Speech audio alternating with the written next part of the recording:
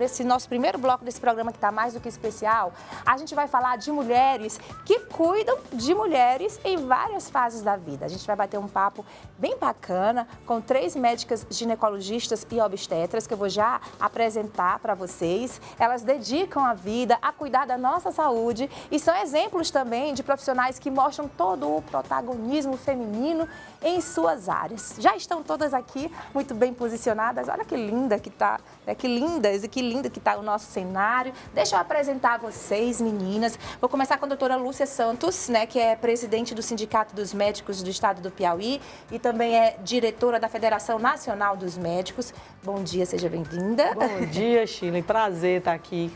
Esse lugar maravilhoso, alto astral, por aí. Tá certo, doutora Jussara também, Jussara Maria Valentim, ela é ginecologista e obstetra, professora e possui título de especialista em ginecologia e uroginecologia da FEBRASGO, né, que é a Federação Brasileira de Ginecologia e Obstetrícia. Seja bem-vinda.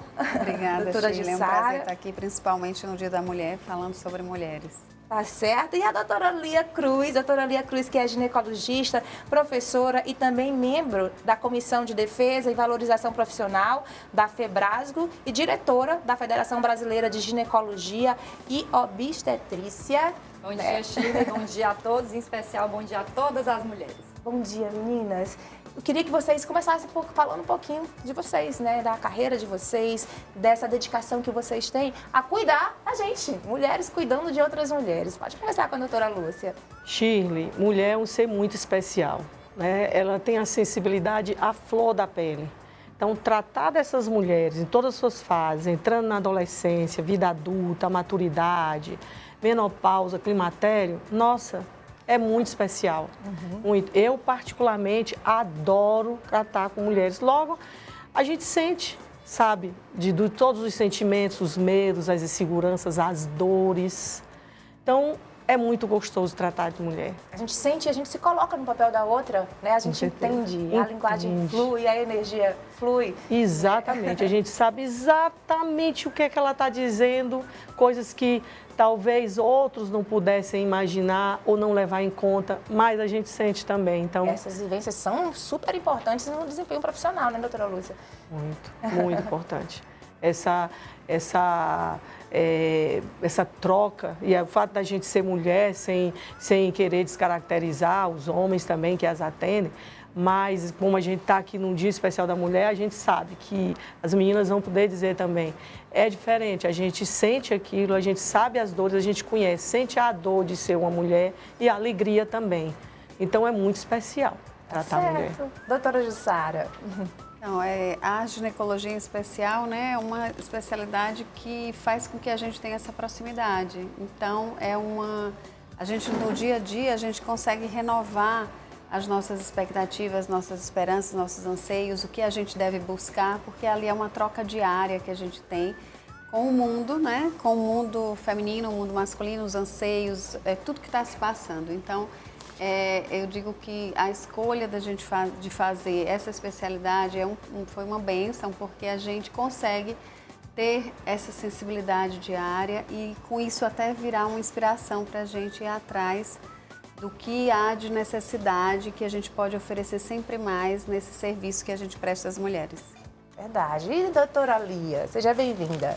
Bom dia, é um prazer estar aqui ao lado de mulheres que eu tanto admiro, né, que tanto me inspiram. Será que eu fiz ginecologia por causa da doutora Lúcia? Muito provavelmente, é uma professora que inspira. Então, a nossa especialidade permite a gente vivenciar junto com as mulheres. Então, dentro da medicina, eu, por exemplo, sofri muito para escolher qual seria a especialidade a seguir. E a ginecologia permite que nós sejamos parceiros, os clínicos das mulheres, por toda a sua vida, o desenvolvimento. E que ser espetacular é a mulher, né? As mudanças da puberdade, as mudanças do climatério, essa capacidade de viver tantos anos da vida, já depois da menopausa, sem ser mais aquele foco reprodutivo dos animais mais simples. Quando eu dou essa aula, eu digo que os homens são animais mais simples, porque não tem esse refinamento biopsicossocial, né, antropológico. Adorei essa definição, vou anotar agora. Não é? É verdade. Então, veja, só as mulheres e as baleias que existe essa figura da avó. O que é isso? A gente aprende no colégio que o ser vivo nasce, cresce, se reproduz e morre, como se o fim fosse a procriação. Será, e tem muita coisa sobre isso, que não é esse papel dessa mulher que não está mais no mundo para se reproduzir, que dá sustento à estrutura familiar, à estrutura social, para o ser humano ser a potência que é hoje? Aí a gente começa a pensar que é realmente uma questão cultural, né? Sim. A gente cresceu aprendendo esse ciclo, né, Rose? E realmente a ideia que acaba, depois de que reproduzir, acabou. E não é isso, a gente vê cada vez mais as mulheres super jovens, a gente brinca que os antigos 30 são os 50 de hoje, né? Aumentou a expectativa de vida das mulheres, elas estão se cuidando mais. E é uma questão que a gente tem que parar para pensar, porque foi colocado na nossa cabeça de uma forma, né, que às vezes a gente nem percebe, né? Então é importante a gente estar sempre atenta, na verdade. E eu digo, comecei dizendo que hoje é um dia da gente comemorar as conquistas, mas que também ainda faltam muito, né? Infelizmente, a gente está ainda lutando por equidade, né? A gente sabe que existe distorção de salários de mulheres que ocupam os mesmos cargos, que têm as mesmas qualificações dos homens, mas ainda existe essa diferenciação. Isso é tão louco da gente parar para pensar, porque é absurdo, né? E a gente ainda vive isso. Eu queria perguntar para vocês, assim, na área de vocês, o que pode e o que não pode para as mulheres? Pronto. Mulher pode tudo, Shirley. A única que pode impedir a mulher de fazer alguma coisa é ela mesma. Olha, os homens, eles são muito fominha por cargo de liderança, dos melhores salários. Nós, mulheres, preservamos mais a qualidade de vida. A gente leva isso mais em conta. Mas a gente tem que ocupar mais nossos espaços, mulheres. A gente também tem que ir lá e assumir os espaços, pegar o que é nosso. Tá? Então, eu repito, mulher, a única que pode proibir você de fazer alguma coisa é você mesma. Vence esses obstáculos, vence esses desafios. Nós precisamos ocupar nossos espaços em todas as áreas, viu, Chico? É verdade. Em todas. Nós temos que assumir o nosso protagonismo, né? Abraçar a causa é nosso, a gente tem que buscar, né? Tem que ir atrás, não é verdade? Isso. E aí, Jussara, doutora Jussara, o que pode, o que não pode? Então, a gente pode estimular as mulheres a elas escolherem o momento certo de cada coisa da vida delas. Em muitos momentos, a mulher foi estimulada ou foi resignada a ter aquela obrigação da maternidade e deixar e não ser estimulada ao mercado de trabalho. Hoje a nossa realidade é completamente diferente. As mulheres precisam escolher o momento certo para cada fase de sua vida, então estimular a maternidade no momento que ela quiser. Para isso a medicina se desenvolveu e hoje a gente vê mulheres como a Cláudia Raia, inspiradora aí aos 53 anos sendo mãe, né? Então, são as modernidades, a tecnologia, o que a gente tem de bom em relação a isso. É o momento certo de cada coisa e elas, se quiser se dedicar, por exemplo, a um cargo político, às gerências, estar à frente de grandes empreendimentos. Então, isso é um desejo da mulher e a gente tem que tornar isso viável. Estimular que as mulheres façam isso, porque está precisando. A gente vê que nas estatísticas mostram que as mulheres se dedicam mais aos estudos, e as mulheres trabalham igual aos homens, mas elas, quando vai fazer na estatística de ocupação de cargos de liderança, apenas 37% dos cargos de liderança são ocupados por mulheres. Então, a gente precisa incentivar e o mundo precisa abrir esse espaço realmente, porque as mulheres têm muito... tem equilíbrio, tem mais desenvoltura em relação a isso, pode explorar esse lado da mulher e a gente vê que existem já exemplos aí grandiosos de mulheres na liderança e com muito sucesso das empresas e dos órgãos, né? E aí, doutora Lia, você vai pelo que pode ou pelo que não pode? Eu vou falar um que pode e um que não pode. À vontade. Eu quero destacar que pode a gente dar, enquanto mulheres, enquanto sociedade, a educação igual para homens e mulheres, oportunidades iguais. Desde pequeno, quem vai lavar a louça? Homens e mulheres. Quem vai estudar? Homens e mulheres. Então, essa igualdade nas oportunidades. A gente pode também favorecer o legislativo e as leis que vão pela autonomia da mulher, como, por exemplo, a recente, né, da lei da laqueadura, que tirou aquele absurdo de exigir o consentimento do marido para a mulher fazer uma atitude no seu próprio corpo, no planejamento familiar, uma laqueadura. E o que não pode nesse dia, está sendo a minha corrente do dia, é a gente dizer que esse sexismo, essa diferença não existe. Porque se a gente não reconhecer isso, a gente não trabalha no que é necessário. Sem vitimismo, sem coitadismo, sem dizer que a mulher não pode, não consegue, mas entendendo que essas diferenças existem. Você falou a minha palavra do dia, que é equidade. coisas diferentes para o que é diferente. Quantas coisas uma mulher tem que fazer para chegar no mesmo lugar que um homem? Ontem a ministra Carmen Lúcia falava, a ministra Carmen Lúcia, ministra do STF, sobre a sua dificuldade de falar sem ser interrompida pelos homens no ambiente de trabalho. E isso existem estudos científicos que comprovam que as mulheres são 9 vezes mais interrompidas do que os homens numa reunião de negócios. E a sua dificuldade de garantir promoções. Então, a doutora Jussara falou, as mulheres estudam mais. Então, o acesso ao concurso público está paritário. As mulheres estudam e entram igual. Mas e o acesso aos cargos de liderança, né? E tem muita coisa social envolvida. Uma mulher, quando é promovida, qual a primeira coisa que ela diz em geral? Claro que a exceção confirma a regra. Eu vou ver lá em casa. Por quê? Ela vai ver o que vai fazer com os filhos, se naquela hora que ela vai precisar de reunião, quem vai buscar, quem vai deixar. Todas as mulheres estão concordando comigo aqui. E todo mundo se identifica, tá todo mundo aqui no estúdio. Todo mundo, assim, né? Nos bastidores, tá ali a Lorena, quem vai fazer isso, o que é que meu marido vai dizer, como é que vai ficar e tudo mais. Como se sempre precisássemos de permissão para tudo, né? Para atitudes nossas até. E estamos falando de nós, mulheres privilegiadas, com rede de apoio, que vai ser uma questão de organizar isso. Imagine a gente estendendo para quem não tem essa rede de apoio. Não vai ser promovido, bem lembrado, né? E um homem, quando é promovido, ele chega em casa, abre um champanhe, fui promovido. Geralmente não tem nenhum problema para ele. Está só avisando. Está só avisando, todo mundo está comemorando. E o trabalho invisível da sua esposa, das suas companheiras de trabalho, que lute para dar a ele o suporte para vivenciar essa promoção. Então, nós estamos muito longe. E a ministra, também vou citá-la de novo, falou que mais do que a igualdade, que a gente reconheça essas diferenças para trabalhar, doutora Lúcia, por uma igualização, um movimento de tentar igualar essas oportunidades de homens e mulheres. Agora, na sua fala, eu também faço meio que a meia-culpa, porque a gente, às vezes, tem, sim, um papel nesse tipo de conceito, até pela forma que a gente foi criada. Às vezes, você falou na criação, a gente tem um filho homem e mulher, a menina pode me ajudar a lavar a louça, a menina pode me ajudar a varrer a casa, mas eu não coloco o menino, né? A gente mesmo vai criando, fazendo essas diferenciações. E aquilo ali vai crescendo na nossa vida e a gente, como eu falei, de uma forma que a gente não percebe, mas a gente acaba também estimulando isso, né? Claro. Como é uma bandeira na minha vida, eu tento nas pequenas coisas. Então, eu tenho 2 meninas e um menino. Se alguém for tirar a louça suja da mesa, tiver uns 3, vai ser ele. Então, ele já sabe que vai sobrar para ele. Termina sendo exagerado, mas é para tentar passar essa mensagem. E cabe a gente, viu? A gente fazer essas mudanças. Doutora Lúcia, a senhora queria falar, né?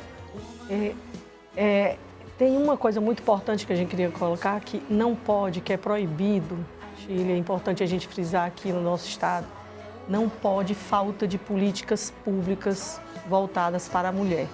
Existe um estudo do professor Arimatea Santos, feito na Evangelina Rosa, aqui no Piauí, onde a mortalidade materna é muito alta, né? De causas, as emergências obstétricas, hemorrágicas, hipertensivas, não tem suporte para essas mulheres para chegarem a tempo e serem salvas. Então, morrem mulheres e bebês. Aí a gente pergunta, eles são considerados seres de menor valor para o governo, porque se fossem homens morrendo, o negócio seria diferente. Então, não pode. Falta de política pública para a mulher não pode, gestores. Nós, a sociedade, as mulheres, nós temos que nos reunir e gritar por isso. A gente vai encerrar, eu quero que vocês contassem pra gente o que inspira vocês enquanto mulheres. Mas antes, eu queria que vocês só me respondessem uma pergunta. Como é que tá o posicionamento feminino na área de vocês, na área da medicina? Todas vocês que estão aqui têm representatividade em federações nacionais, né? Então tem esse destaque. Mas como é que tá o papel da mulher hoje na medicina? A gente ainda tem muita coisa, ainda falta muita coisa, já avançamos? Shirley, pegando o gancho do que a Lia falou, é exatamente assim, né? A Federação Nacional dos Médicos, a qual eu sou diretora, meninas, nunca teve uma presidente mulher, né? Já a segunda vez agora, eu vou colocar meu nome. A gente serve para segurar o piano, para trabalhar muito.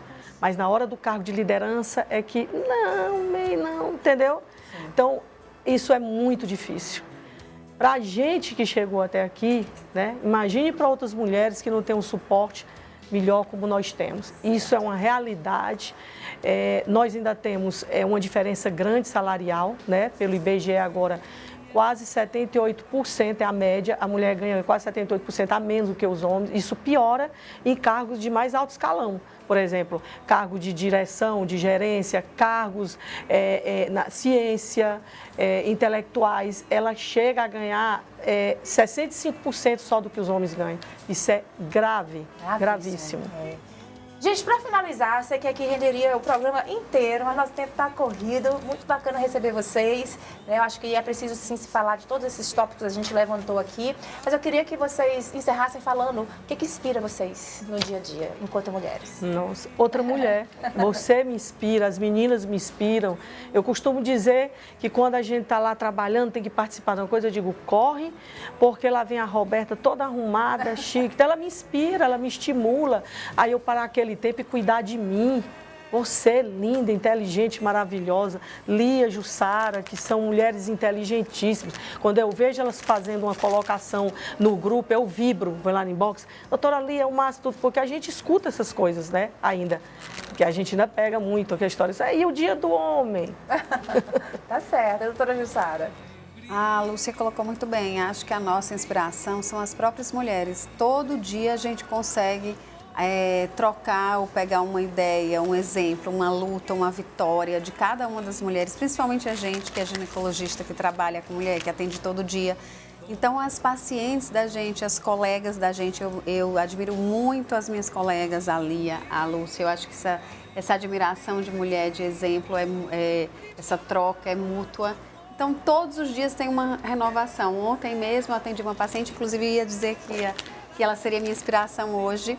Que ela chegou aos 91 anos de idade, entre aquele tempo que a gente chama e ela chega, não só as pacientes fazem aquela expectativa de como será a médica, né? A gente também faz expectativa de como será a paciente.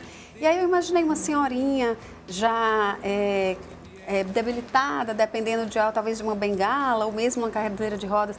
Chega uma mulher altiva, elegante, determinada, já com algumas limitações sim, mas buscando algo a mais. Aos 91 anos ela ainda queria mais, queria melhorar a qualidade de vida, porque aquilo estava incomodando. Então isso é a grande inspiração. Nada de nascer, né? Crescer, reproduzir. Exatamente. Isso é muito simples, isso é coisa para homem. É verdade.